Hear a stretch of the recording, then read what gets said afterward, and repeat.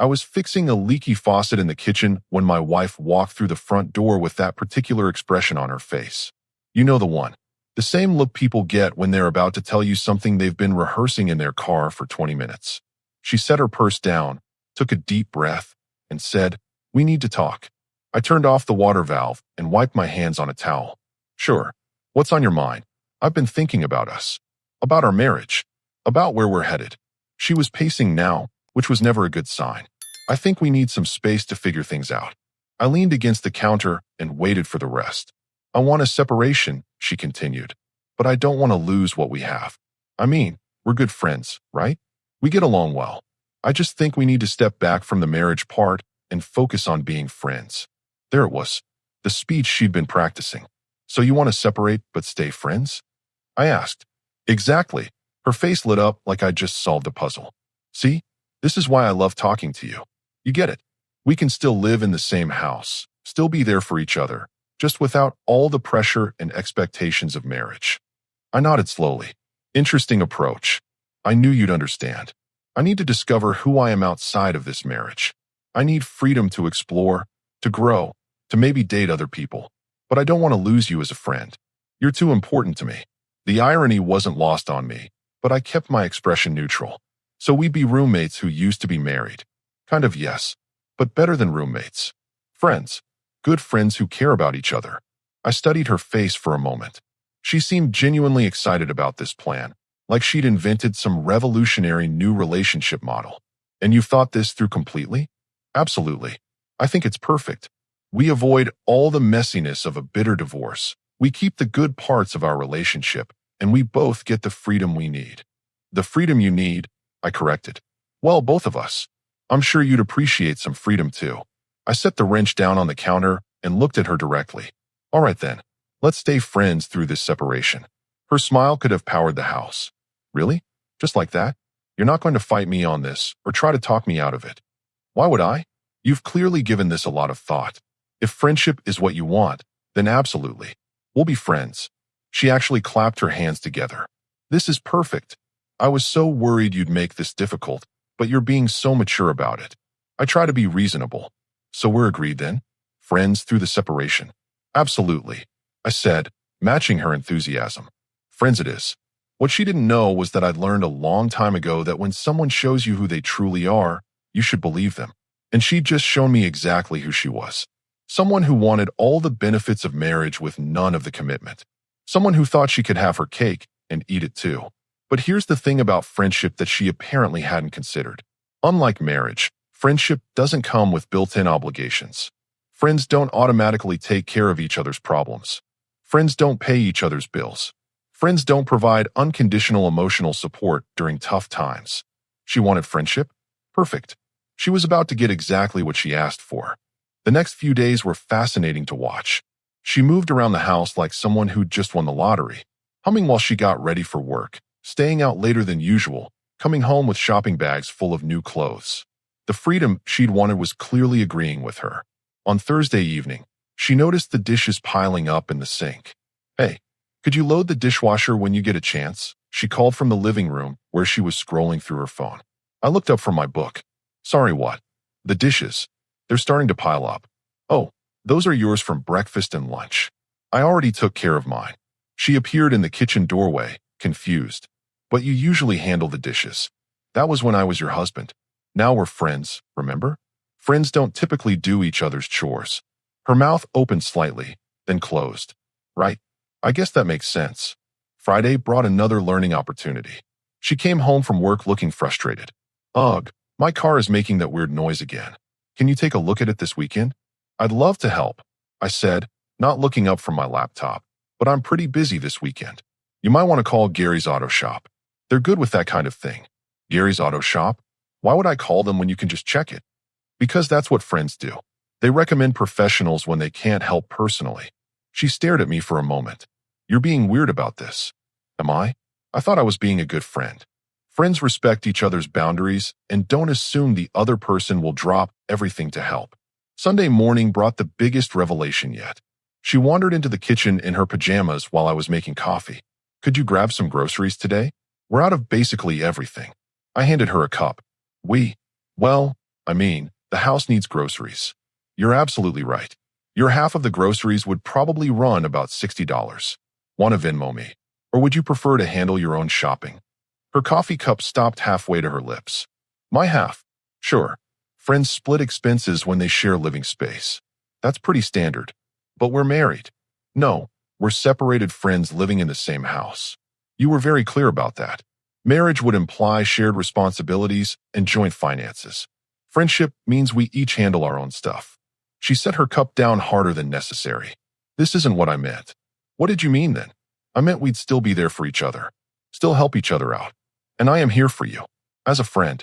But friends don't have the same obligations as spouses. They help when they can, but they're not responsible for each other's daily needs.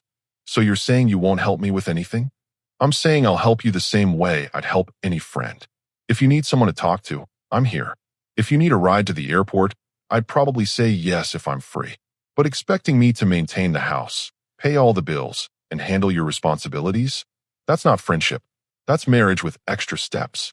She rubbed her forehead like she was getting a headache. You're making this more complicated than it needs to be. Actually, I think I'm making it exactly as simple as you requested. You wanted friendship instead of marriage. This is what friendship looks like. Later that evening, she tried a different approach. She did what appeared to be a difficult day and came home looking like she needed to talk. Can we sit down? I had the worst day at work and I just need to vent. Of course, I said, gesturing to the living room. We sat on opposite ends of the couch, and she launched into a story about her boss being unreasonable and her coworkers being unsupportive. I listened politely, nodding at appropriate moments. When she finished, she looked at me expectantly. That does sound frustrating, I said. That's it. What else would you like me to say? I don't know. Something helpful? Supportive? Maybe tell me how to handle it. I'm not sure I'm the right person to give you relationship advice about your workplace. That seems like something you should discuss with a close friend or maybe a therapist. You are a close friend. I'm your ex-husband who you asked to be a friend. There's a difference. It would be inappropriate for me to get too involved in your personal problems. Friends maintain healthy boundaries. She stared at me like I'd grown a second head. Since when do you care about appropriate boundaries? Since you established that we're friends now. Friends respect each other's space and don't use each other for emotional labor without reciprocating. Emotional labor? The expectation that I'll provide free therapy and life coaching just because you're having a bad day.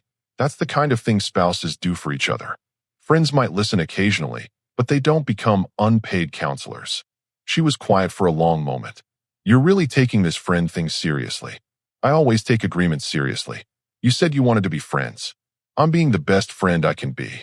But something in her expression told me she was starting to realize that friendship might not be the arrangement she'd thought it would be. By the second week, the bills started arriving. Electric, gas, water, internet, mortgage. I sorted them into two neat piles on the kitchen counter. She found them Tuesday morning while getting her coffee. Why are there two stacks of bills? Your half and my half, I said, buttering my toast. I calculated based on usage and square footage. Your portion comes to about $840 this month. $840? For what? Utilities, internet, your share of the mortgage payment. Standard roommate arrangement. Roommate arrangement? We own this house together. Actually, the house is in my name. I bought it before we got married, remember? But don't worry, I'm not charging you market rate rent. I'm being generous and only asking for half the carrying costs. She picked up the stack of bills with her name on them. You expect me to pay half of everything? That's how friends handle shared living expenses. Unless you'd prefer to pay market rate rent instead, a two-bedroom place like this would probably run you about $1,500 a month. But I don't make as much as you do. I understand that's challenging, but financial inequality doesn't typically factor into friendship arrangements. When friends share an apartment, they split costs regardless of income differences. She stood there holding the bills like they were written in a foreign language. This is insane. What's insane about it? You know I can't afford $800 a month on top of my other expenses. Then maybe you should consider finding a more affordable living situation. I'm sure there are some nice studio apartments available. The color drained from her face. You're trying to force me out. Not at all. I'm simply applying the same financial boundaries that exist in any adult friendship. If you can't afford to live here as a friend, that's a separate issue from our relationship. That evening, she tried a different approach. The garbage disposal had stopped working, and she mentioned it when I got home from work. The disposal is making a horrible grinding noise and won't turn on. That's unfortunate. Have you called a plumber? Why would I call a plumber when you can fix it? Because it's not my disposal anymore. We're friends, remember? Friends don't automatically fix each other's appliances. It's not my disposal either. It's our disposal. Actually, since you're essentially renting space here now, appliance maintenance falls under tenant responsibilities. Check your lease agreement. What lease agreement? The one we should probably draft if you're planning to stay. Friends who live together usually have clear agreements about responsibilities and expectations. She looked at me like I'd suggested we relocate to Mars. A lease agreement. Between us. It makes sense, doesn't it? That way we both know exactly what's expected. Rent, utilities, maintenance responsibilities, guest policies, cleaning schedules. Very professional. Professional. Friends keep things professional to avoid conflicts. Friday night brought what I suspected would be her breaking point. She'd gone out with some coworkers and came home around midnight, slightly tipsy and apparently emotional about something. She knocked on my bedroom door. Can we talk? I'm having a moment and I really need someone. I opened the door but didn't invite her in. What's going on? It's complicated.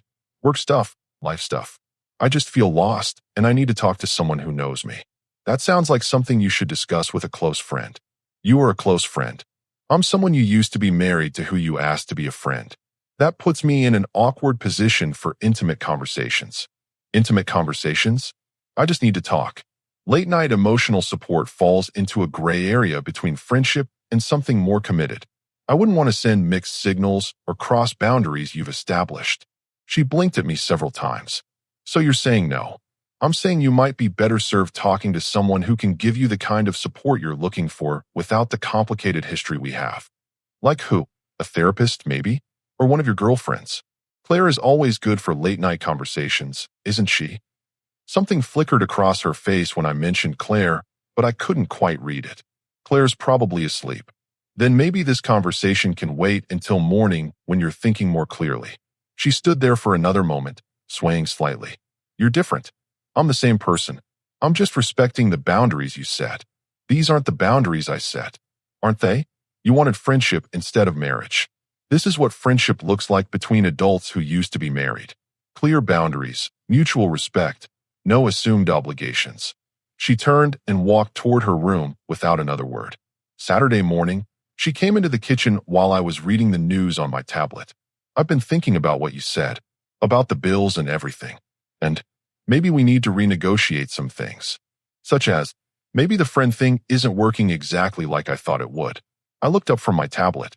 How so? It's just more complicated than I expected.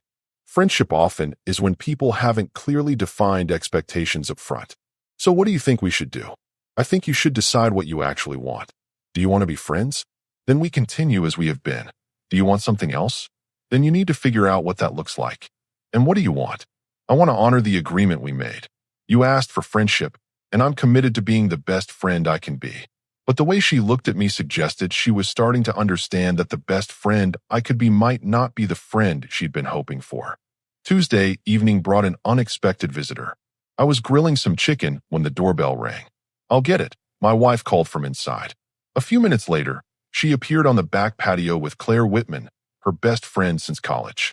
Claire was carrying a bottle of wine and wearing a smile that seemed brighter than usual. Look who stopped by, my wife announced, though something in her tone suggested this wasn't entirely spontaneous. Claire, I said, turning from the grill. Good to see you. Hope you don't mind me dropping in unannounced, Claire said. I was in the neighborhood and thought I'd say hello. Not at all. You're always welcome here. My wife shot me a look I couldn't quite interpret. I told Claire about our new arrangement. How we're staying friends through the separation. That's right, I said. We're exploring what modern friendship looks like. Claire nodded thoughtfully. I think it's mature. A lot of people could learn from your approach. Would you like to stay for dinner? I asked. I've got plenty of chicken. That's sweet of you to offer, Claire said, glancing at my wife. If you're sure it's not an imposition. Friends are never an imposition. During dinner, the conversation flowed easily. Claire asked about my work, shared stories about her job at the marketing firm, and we discovered a mutual interest in hiking trails around the city. My wife participated but seemed oddly quiet. Have you been to Cascade Falls? Claire asked. It's about an hour north of here. Beautiful views. I've heard about it, but never made the trip. We should go sometime. I mean, if you're interested. It's always more fun with company. That sounds great, I said. I'd enjoy that. My wife cleared her throat. Didn't you say you were swamped at work this month? I was, but things are settling down. Besides, friends make time for activities they enjoy together. After dinner, Claire helped with the dishes despite my wife's insistence that she was a guest. We talked about books, travel, and discovered we both enjoyed the same podcast about historical mysteries. You should come to Trivia Night Thursday, Claire suggested as she was leaving. Our team could use someone who knows history. Trivia night sounds fun. Where do you usually go? Murphy's Tavern downtown. We start around 7. I'll be there. After Claire left, my wife found me in the living room.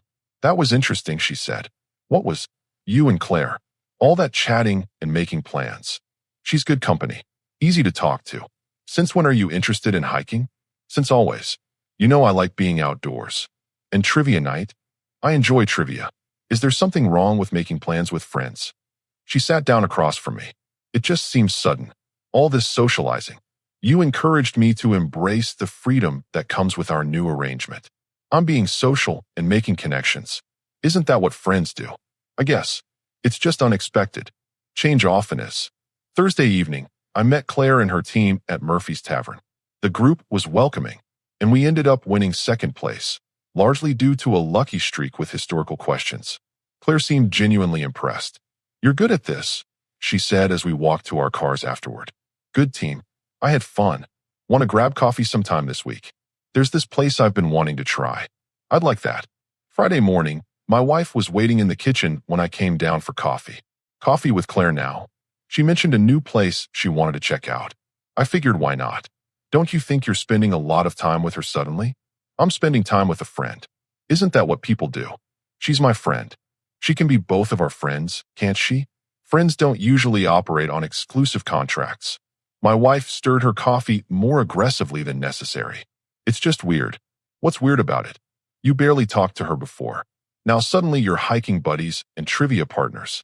Before, I was married and focused on my wife. Now I'm free to develop friendships without worrying about how they might affect my marriage. Because we're separated.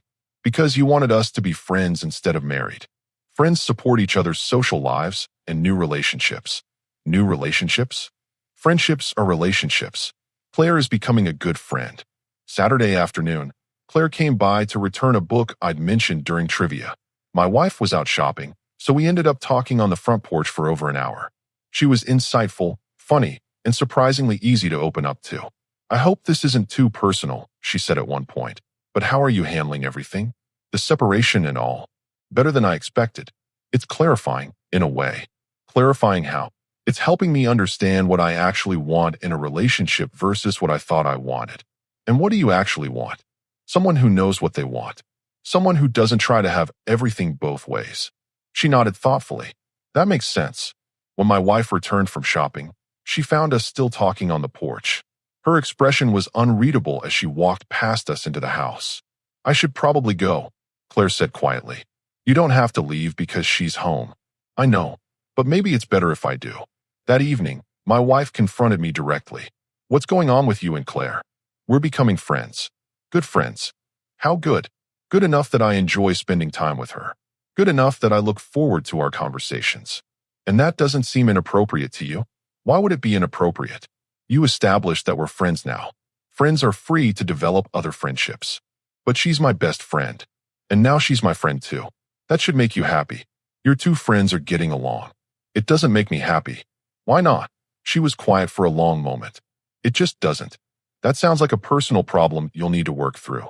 Friends don't get to control who their other friends spend time with. But I could see in her expression that she was beginning to understand something she hadn't considered when she proposed this arrangement. Freedom, as it turned out, was a two-way street. The breaking point came on a Wednesday evening. I was in the garage organizing some tools when I heard Claire's car pull into the driveway.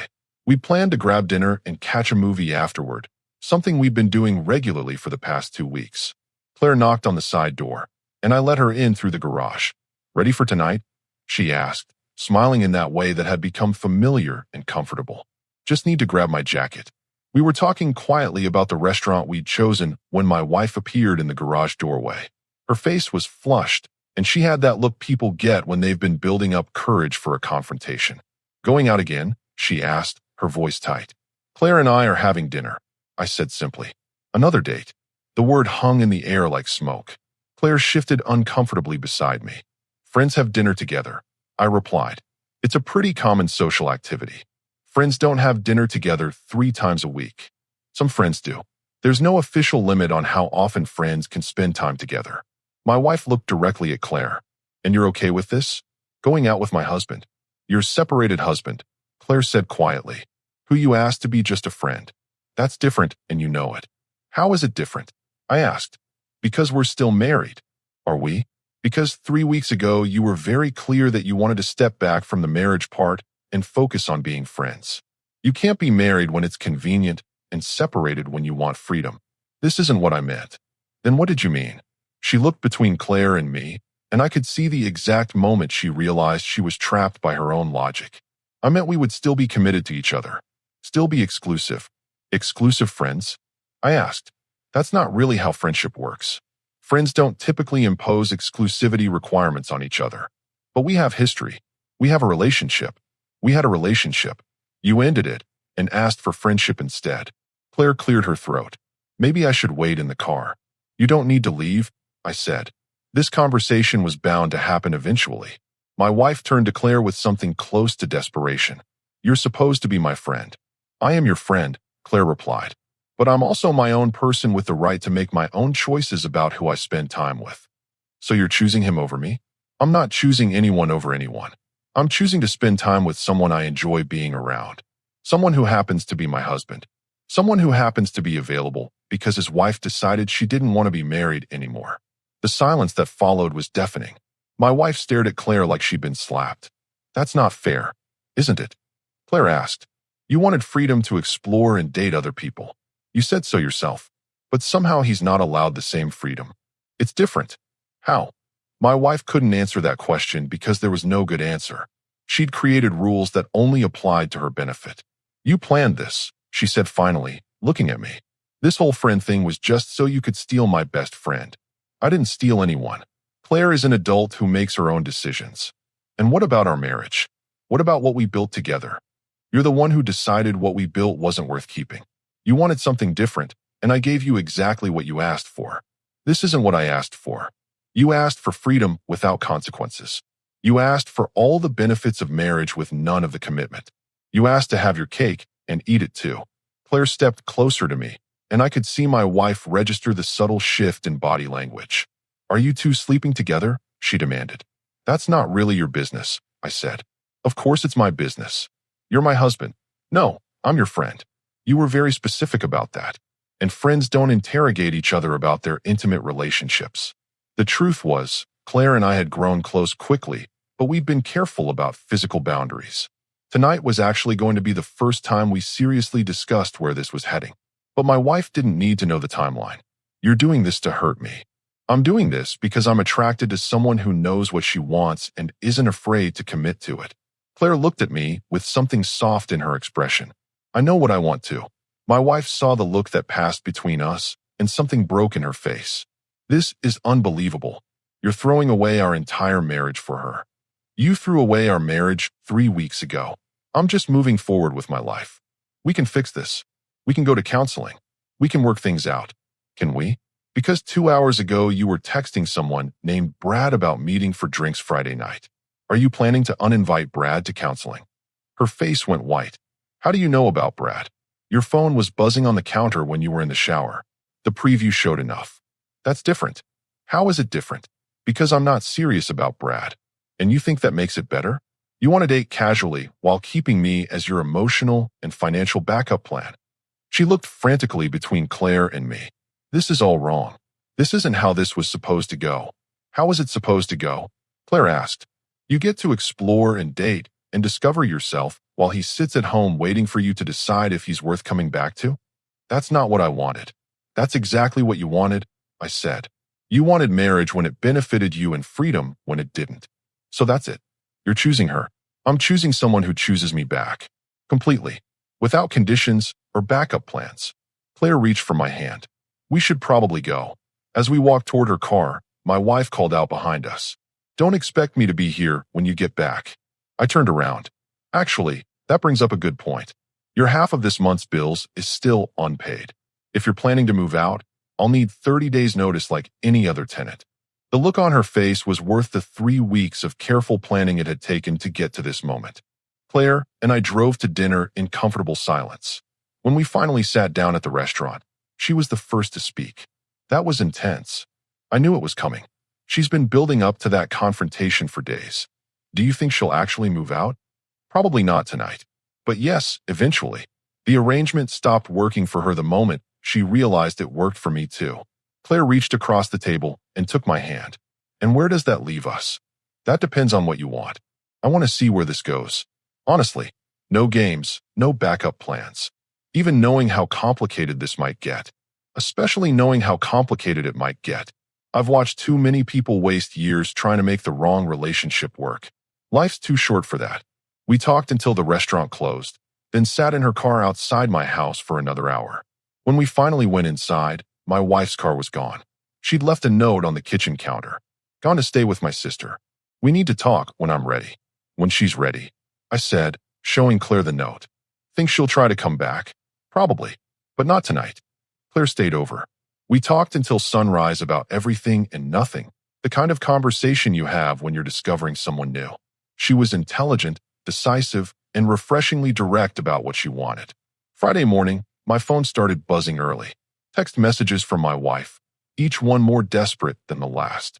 We need to talk. I made a mistake. Can we please work this out? I was confused about what I wanted. I choose you. I choose us.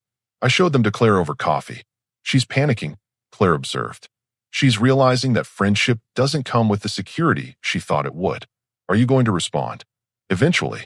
But first, I need to make something clear with you. Claire set down her coffee cup. Okay, if we're doing this, we're doing it completely. No half measures, no keeping options open.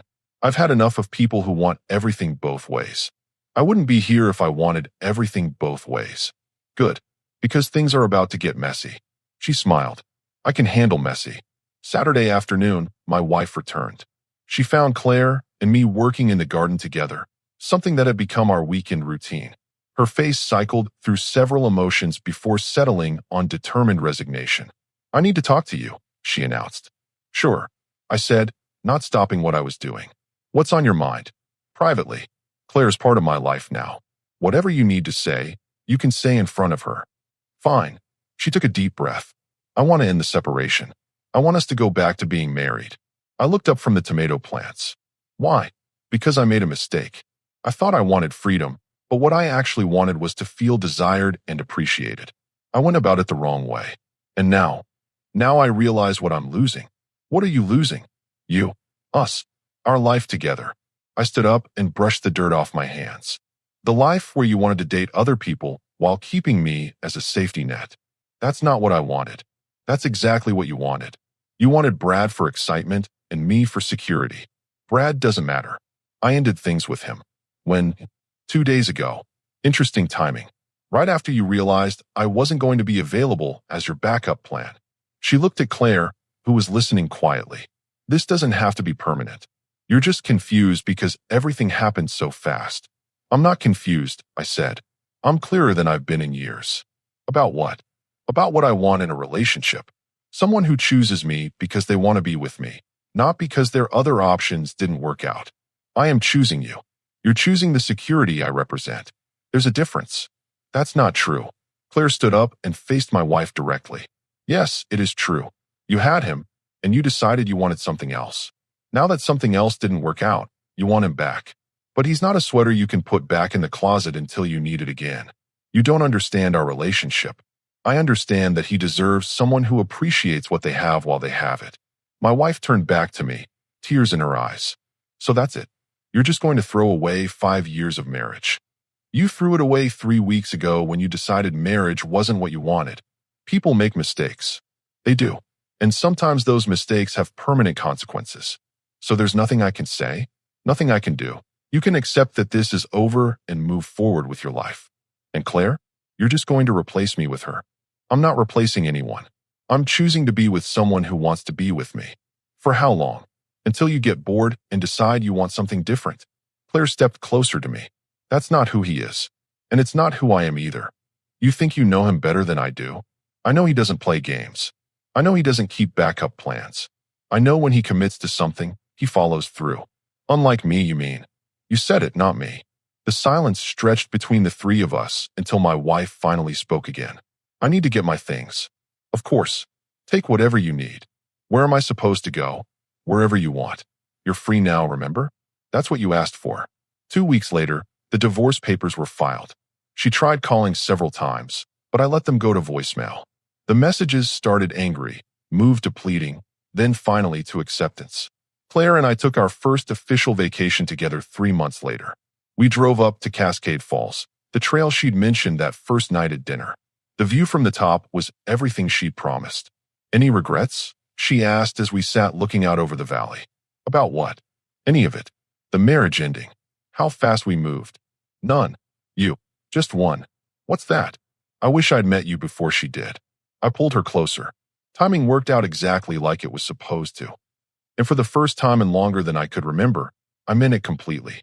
6 months later, I heard through mutual friends that my ex-wife was engaged to someone new. Someone she'd met online 3 weeks after our divorce was finalized. Apparently, she'd figured out what she wanted after all. Just not with me. Claire and I moved in together officially a year later. No separation periods, no trial runs, no backup plans. Just two people who knew what they wanted and weren't afraid to commit to it completely.